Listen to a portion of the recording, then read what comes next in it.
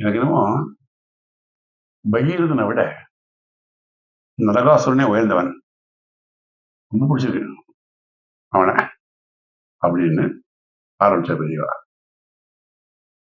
கூடியிருந்த அனைவருக்கும் பெரியவா என்ன சொல்ல போற அப்படின்னு ஆர்வம் கொஞ்சம் கூடிச்சு.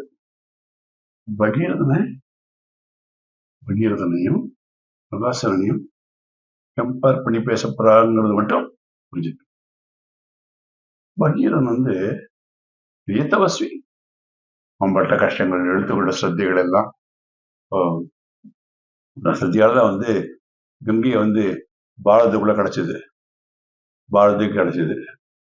ஆனா நரகாசுரனும் பெரிய கொடுமைகள், பாதகங்கள் பலவும் செய்தவன். என்னடா ஏற்பட்ட பாவிய நான் வசந்தவன் சொல்றேன்னு பாக்குறேன்.